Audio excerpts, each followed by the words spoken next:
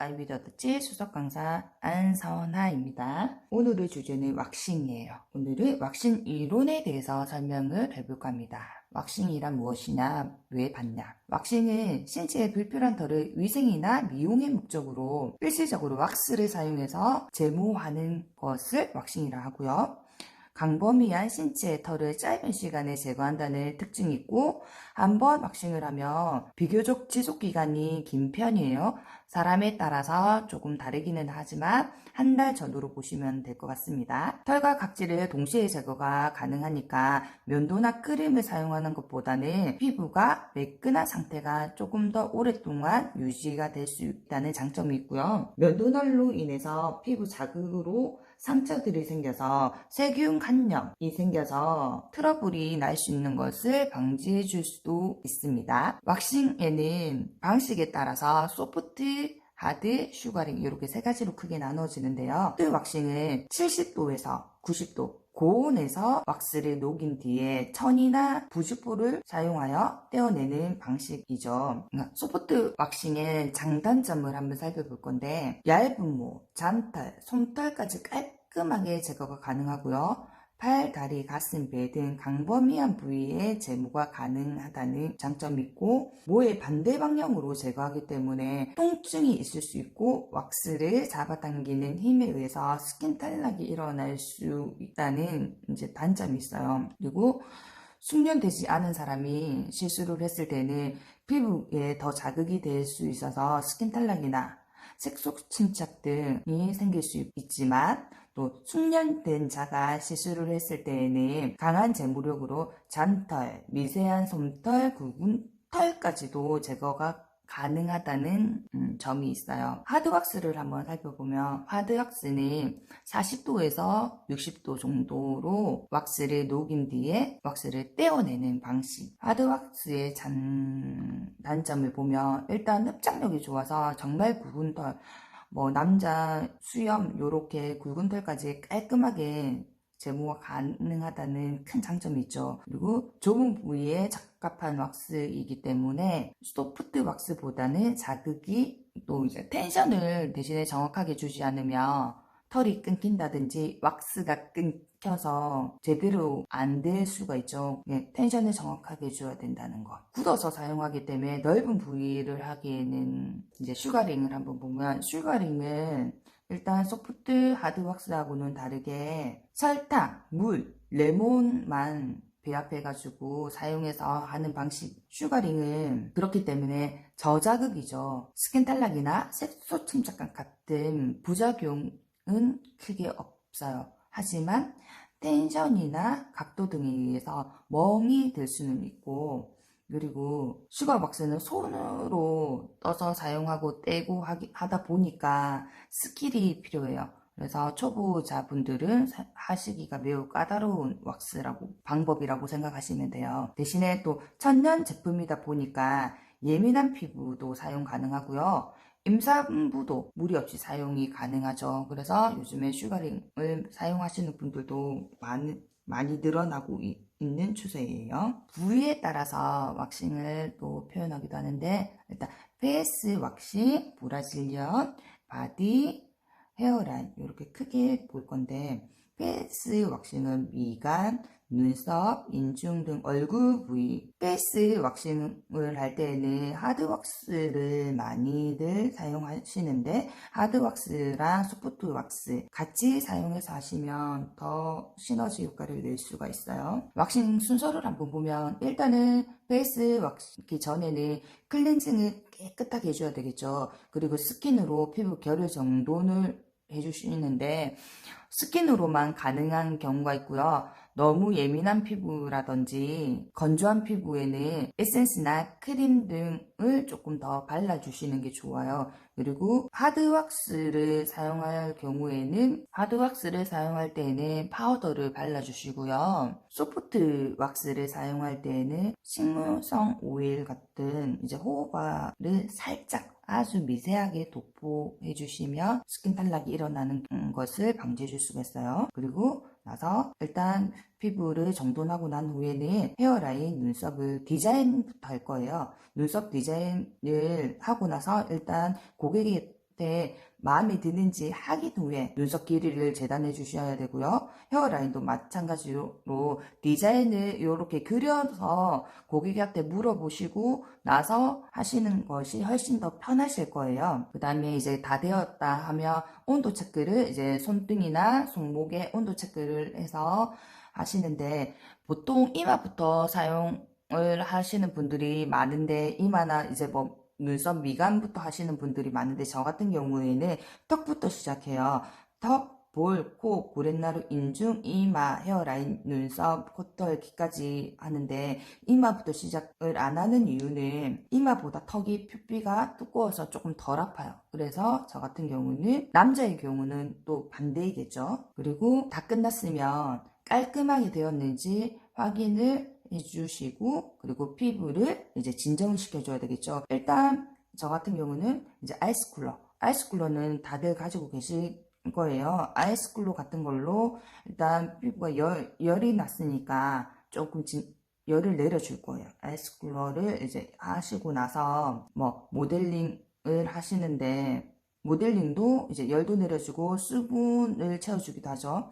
모델링을 하고 이제 뭐 천년, 아로마, 알로에 겔, 뭐 에리 등을 샵의 상황에 맞게서 사용해 주시면 될 것 같아요. 내 피부 진정을 시켜줄 때 이제 아로마를 많이들 사용하시는데, 아로마는 뭐 라벤더가 될 수도 있고 카모마일, 헬리클리섬 뭐 이런 것들을 사용하시는데, 대신에 사람마다 다르기 때문에 블렌딩을 해서 사용하는 것이 조금 더 안전해요. 그러니까 캐리 오일이랑 같이 사용해서 하시는 것이 훨씬 더 안전할 수 있어요. 그래서 피부가 많이 예민하고 건조해져 있으니까 수분 크림을 발라주시고 나서 재생크림이나 시어버터 등으로 보습을 조금 더 꼼꼼하게 해주셔야 돼요. 그리고 마지막으로는 선크림을 발라줘서 끝내는데, 그리고 나서 주의점이랑 홈케어를 자세하게 설명을 해주셔야 될 것 같아요. 베이스 왁싱은 이렇게 이제 마무리하시면 되고,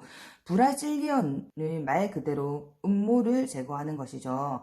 브라질리언의 장단점을 한번 살펴볼 건데, 일단 질염이나 습진, 가려움증, 생리 때 나는 냄새, 털로 인해서 피부 트러블이 생기는 것을 완화시켜 주죠. 그리고 남성의 경우에는 시각적으로 조금 커 보이기도 하기 때문에 자신감이 상승을 하고, 그리고 항문 제모로 인해서 공공장소에서 용변이 조금 쉬워지고요. 그리고 이제 부부 관계 시 부드러운 촉감으로 만족도가 브라질리언 왁싱의 단점은 생식기에 털린 열이고, 생식기를 피부를 보호하고, 브라질리언 왁싱의 단점을 한번 볼게요. 민감한 생식기의 피부를 보호하고 외부 세균이 유입되는 것을 막아주는 역할이 털이 하는 것인데, 왁싱 후에 방어막이 없어지면서 생식기에 균이 들어가기 쉬워서 간염에 걸릴 확률이 생기기도 해요. 그리고 숙련되지 않은 자가 시술을 했을 때 상처들이 바이러스 감염이 될 수도 있고요. 모낭염,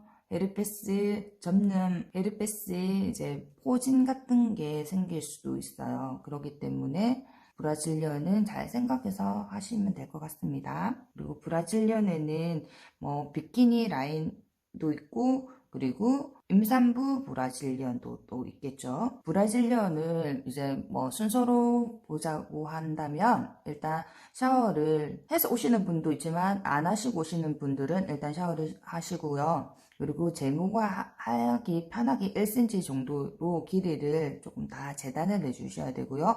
디자인 왁싱을 했을 경우에는 디자인한 후에 길이 재단을 해주셔야 됩니다. 그리고 위쪽에 이렇게 하시고 나면 대음순, 소음순, 그리고 마지막으로 항문까지 깔끔하게 제거를 하는데, 상태에 따라서 항문부터 시작하는 경우도 있어요. 털이 너무 많으신 분들은 항문부터 하시는 게 조금 덜 아파하세요. 그래서 그거는 상태에 따라서 하시면 될 것 같습니다. 그리고 소독, 항염, 천연 아로마 등으로 진정 관리를 해줘야 되겠죠. 그리고 뭐 여기도 마찬가지로 LED나 아이스쿨러, 갈바닉 등 상황에 맞게 관리를 해주시면 될 것 같고요. 알로에 겔, 재생크림, 시어버터, 천연 아로마로 보습을 해주고, 요것도 집에 가서 주의해야 될 거 하면 이제 홈케어를 어떻게 해야 되는지를 설명을 해주셔야 되고요. 팔, 다리, 등, 일단 바디 왁싱의 순서를 한번 볼까요? 바디 왁싱은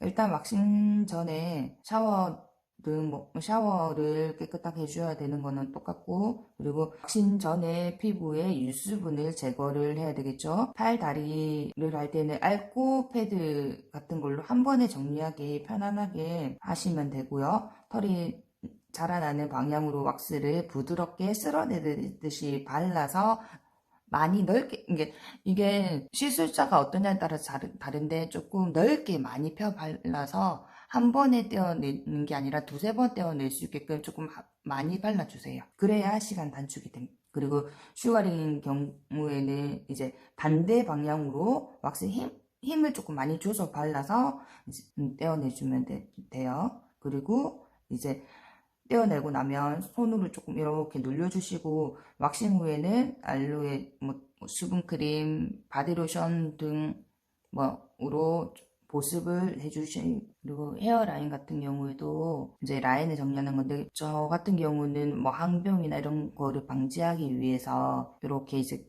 그림으로 라인 펜슬 같은 걸로 라인을 잡고 나서 하시게 되면 훨씬 더 편안하게 하실 수 있을 거예요.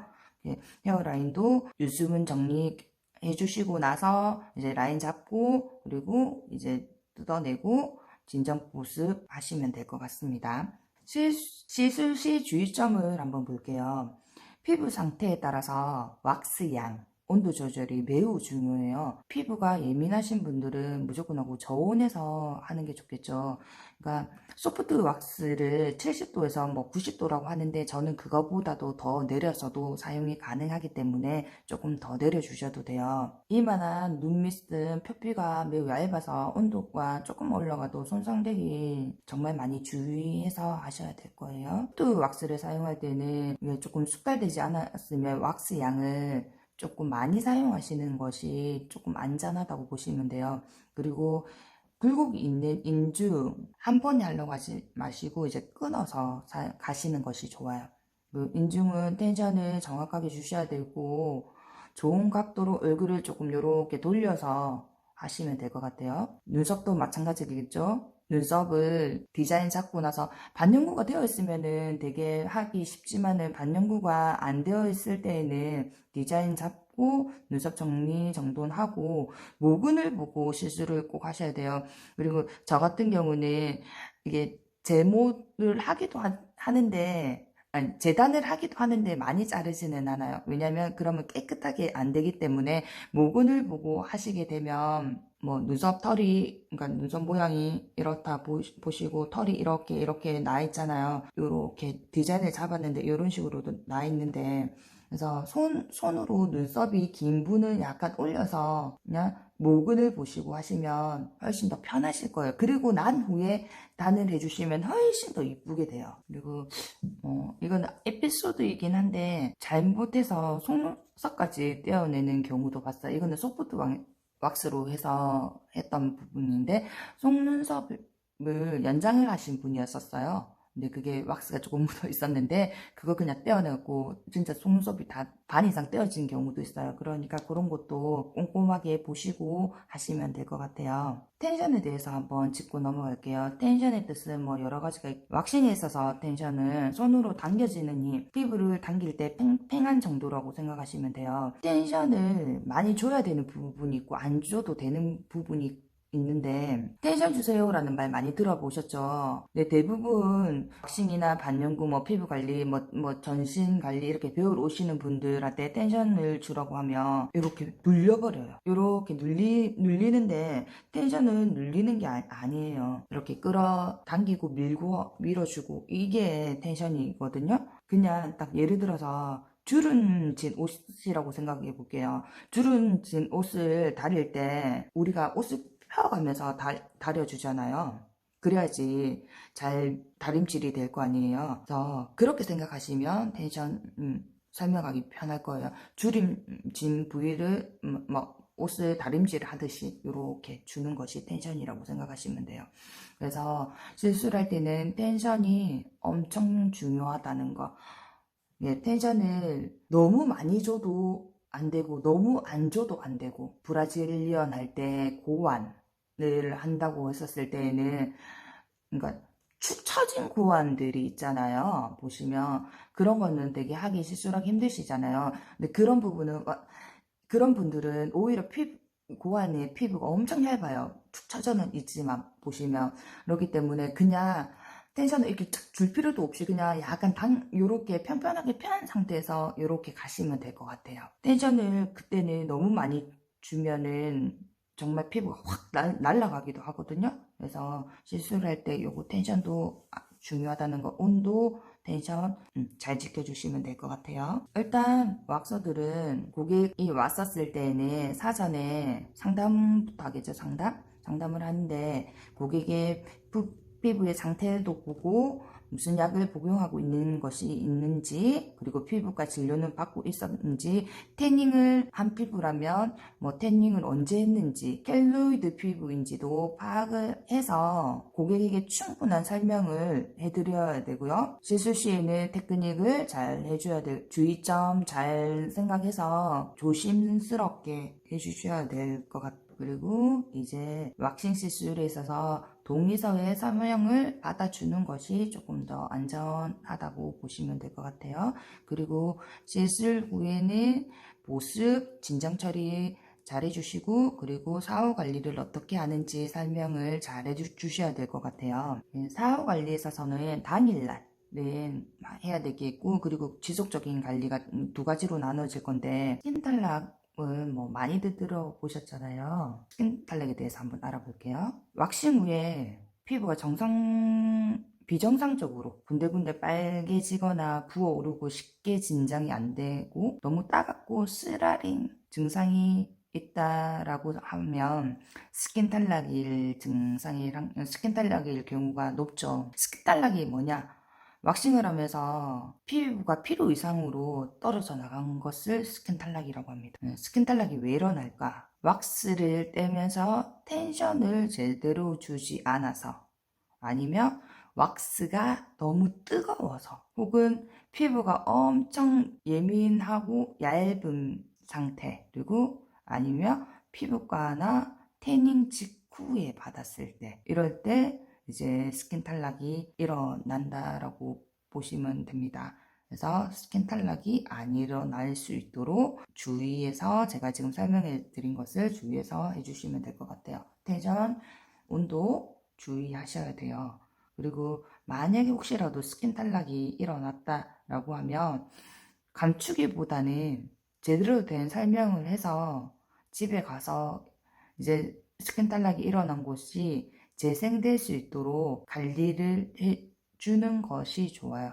왜 모낭염이 생겨가지고 스킨 탈락으로 인해서 모낭염이 생겨서 되게 고생하시는 분들이 있어요. 그런 것에 대해서도 저희는 책임감을 느끼고 스킨 탈락이 일어났다라고 보면 바로바로 즉각적으로 관리를 할 수 있게끔 도와주세요. 잉글로운 헤어 많이 들어보셨죠? 잉글로운 헤어는 털이 각질층을 뚫지 못하고 모낭 안에서 자라나게 되어서 그 상태를 잉글로운 헤어라고 보시면 돼요. 모공이 막힌 상태가 계속되면 피지도 계속 차게 되고, 잉글로운 헤어에 의해서 모낭염이 생길 수도 있고, 염증이 생길 수도 있고, 가다색소 침착이 될 수도 있고요. 비대성 흉터가 될 수도 있고, 잘못하다가는 정말 크게는 켈로이드를 형성할 수도 있어요.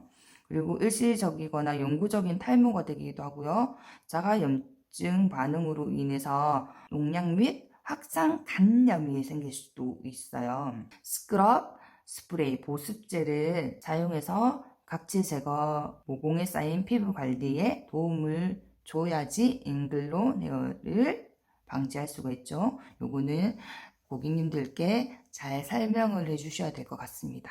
또 하나, 모공각화증이라는 게 있는데 계속 하다 보니 어쩔 수 없이 마찰과 자극을 받아서 피부가 더 건조해지고 각질도 더 많이 생기기도 하고 모공이 막히기도 하죠.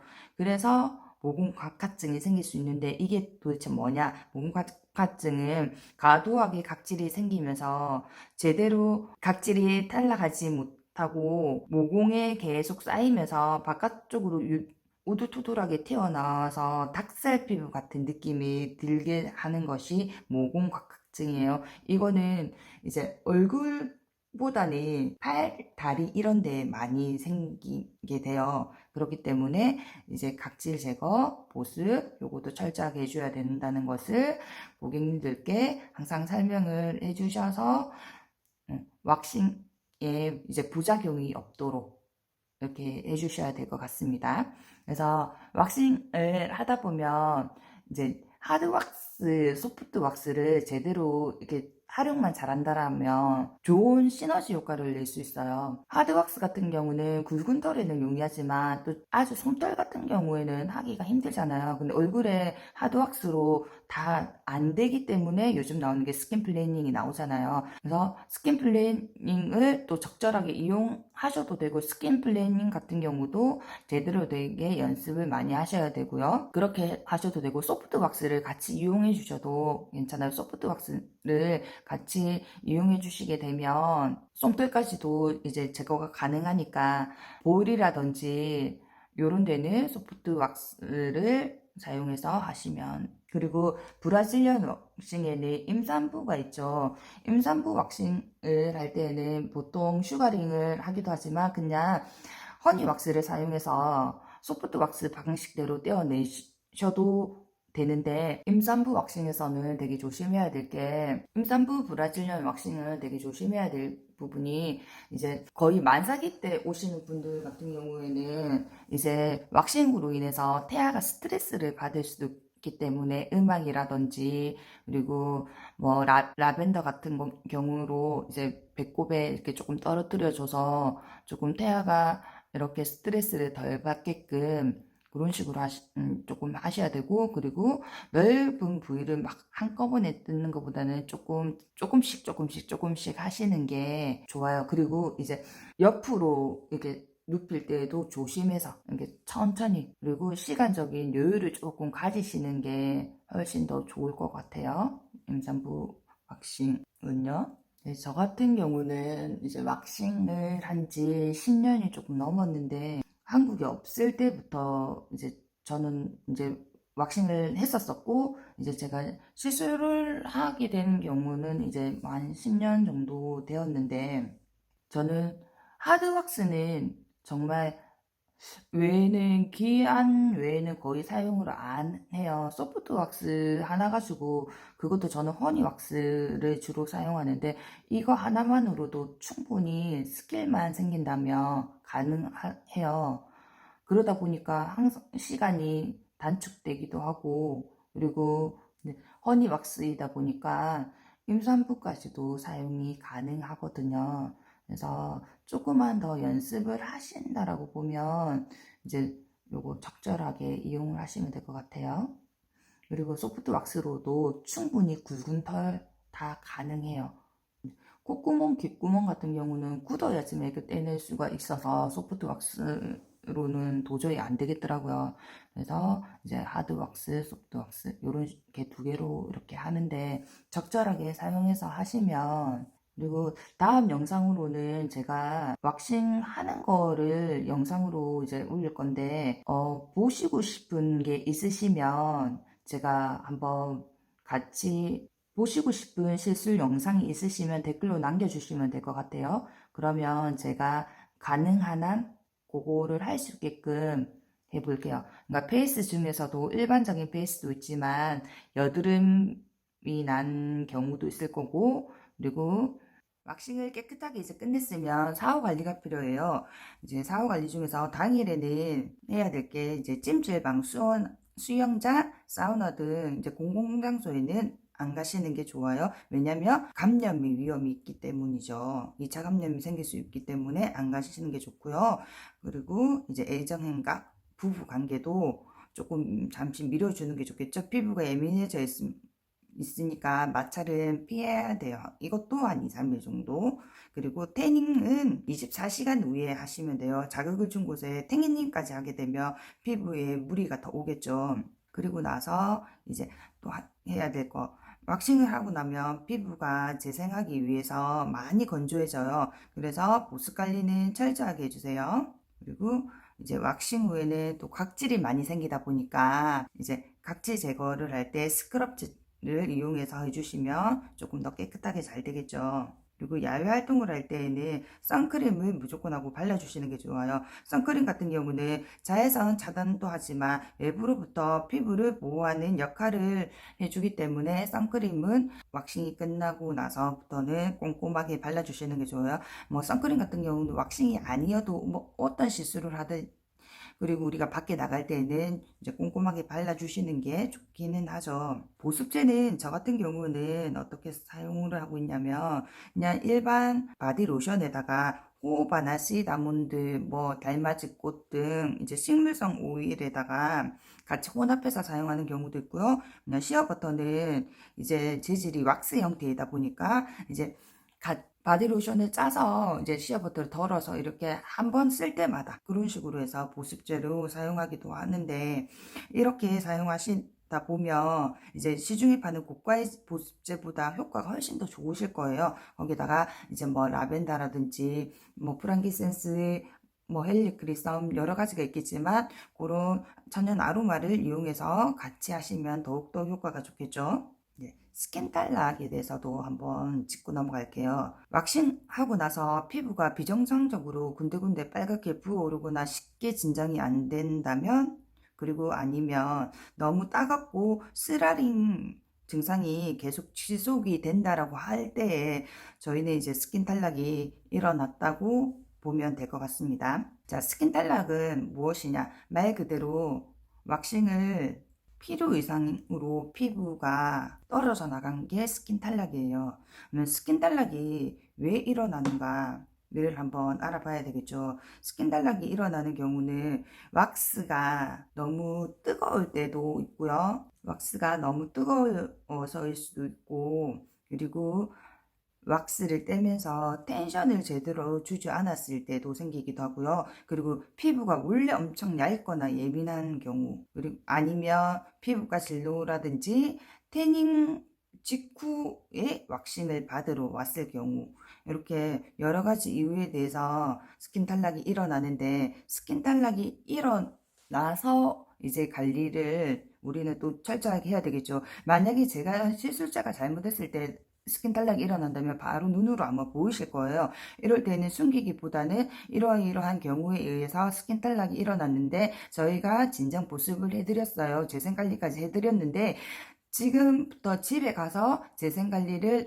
꼼꼼하게 하셔야 모낭염이라든지 다른 부작용이 안 생긴다라는 것을 꼭 말씀을 해주셔야 돼요. 그래서 집에서도 재생관리를 할 수 있게끔 저희가 도와주어야 되겠죠. 그래서 스킨 탈락이 안 일어날 수 있도록 주의하는 것도 좋지만, 일어났을 경우에 이제 사후 관리도 철저하게 해주는 게 좋겠습니다. 그러면 이제 잉글로운 헤어에 대해서 또 한번 알아볼게요. 잉글로운 헤어에 대해서 한번 알아보겠는데, 잉글로운 헤어는 말 그대로 털이 각질층에 뚫지 못하고 모낭 내에서 자라나게 되어서 피부 안에 갇혀 있는 상태가 잉글로운 헤어예요. 자, 잉글로운 헤어가 발생이 된다면 모공이 막힌 상태가 계속 되겠죠. 피지 또한 계속 차게 되어서 잉글로운 헤어에 의해서 모낭염이 생길 수도 있고요. 염증이 생길 수도 있고, 가다 색소 침착이 될 수도 있고, 뭐 흉터나 켈로이드를 형성할 수도 있고, 일시적이거나 영구적인 탈모가 생길 수도 있고, 자가 염증 반응으로 인해서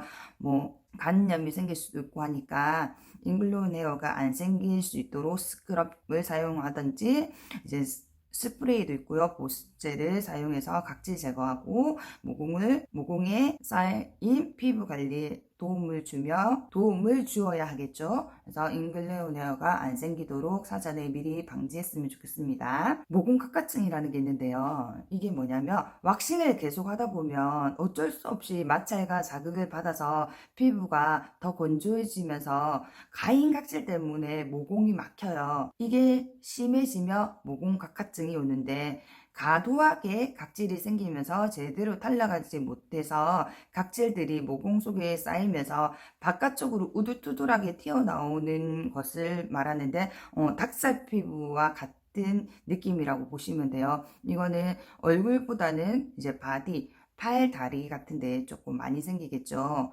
이것도 이제 보습제를 많이 발라주시고 각질 제거만 잘 하신다라면 이제 모공 각화증까지도 안 생길 수가 있어요. 여기까지 이제 기본적인 걸 알아봤고 마지막으로 임산부 왁싱에 대해서 한번 짚고 넘어가 볼게요. 출산 당일에는 병원에서 면도를 해주기도 하고 그리고 셀프로 면도를 하게 되는 경우도 있죠. 그렇게 되면 따갑고 가려운 건 물론이고 면도날에 베일 수도 있고 상처가 생기게 돼서 2차 감염이 이루어질 수도 있어요. 그리고 또 다시 채무가 자랄 때에 이거는 뽑는 게 아니라 끊어내는 방식이기 때문에 더 거칠게 자라나는 느낌이 들 수도 있어요. 그래서 전문적인 곳에서 왁싱을 미리 하시고 출산하는 것이 더 좋을 것 같습니다. 아이를 갖게 되면 또 왠지 모르게 채모의 양이 증가한 것 같기도 하고 길이 역시도 많이 길어진 것 같은 기분이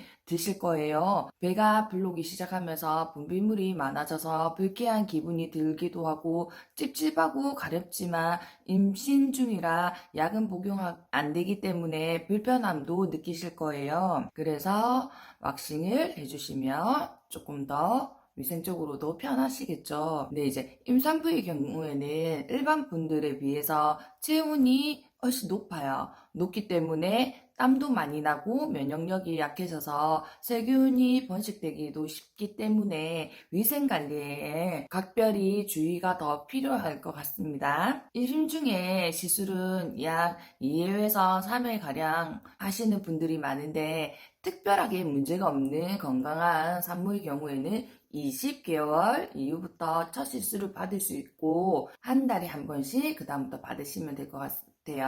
만약에 3번의 시술을 받는다라고 봤을 때에는 27주 차에 첫 번째 시술을 받고 32주 차에 두 번째 시술을 받고 출산 예정일에는 7일에서 15일 전에 마지막 시술을 받고 두 번의 시술을 받는다라고 생각하시면 32주 차에 첫 시술을 받고 출산 예정일 7일에서 15일 전 마지막 시술을 받고요. 한 번만 했을 때에는 출산 예정일 7일에서 15일 전에 시술을 진행하시면 좋을 것 같습니다. 예정일보다 시술을 할 경우에 모가 다시 올라와서 불편해질 수 있고 예정일은 임의로 출산하기 가장 확률이 높은 날을 정해놓은 거기 때문에 출산 예정일에 가까운 날에 받게 되면 출산일이 빨라져서 시술을 받을 수 없게 될 수도 있습니다.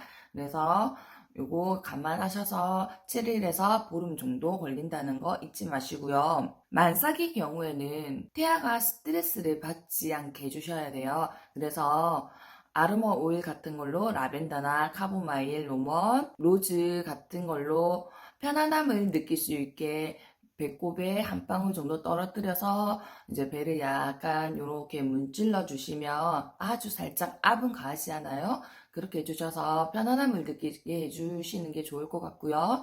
그리고 태교에 좋은 음악도 함께 들려주면 도움이 됩니다. 또 시술은 많은 양을 막 뜯는 것보다는 다소 시간이 걸리더라도 조금씩 하시는 게 좋을 것 같아요. 그래서 임산부 왁싱은 조금 더 시간을 여유롭게 가지고 하시는 게 훨씬 더 좋은 효과를 낼 수 있습니다. 늘 제가 이론에 대해서는 설명을 해드렸고 다음에는 시술 영상을 가지고 올 예정인데요. 시술은 이제 댓글로서 받고 싶은 거, 그러니까 보고 싶은 거 남겨주시면 베이스 또 뭐 여드름 베이스가 있고 그 다음에 뭐 정말 민감하신 분들 그리고 켈로이드 같이 이렇게 약간 볼록볼록 올라오시는 분들도 있고 하기 때문에 그런 거 적어주시면 감안해서 제가 영상을 가지고 올게요. 그리고 브라질리언 같은 경우는 저희 멤버십을 이용해 주셔야 될 것 같고, 이제 왁스도 소프트, 하드, 슈가링이 있는데 요것도 어느 게 궁금하신지 적어주시면 댓글 달아주시면 이제 가능하나 다 보여줄 수 있게끔 제가 실수 영상을 가지고 오겠습니다. 오늘의 주제는 왁싱 이론이었는데 조금 도움이 되셨나 모르겠습니다. 오늘도 잘 들어주셔서 감사합니다. 다음에는 실수 영상으로 뵙겠습니다. 감사합니다.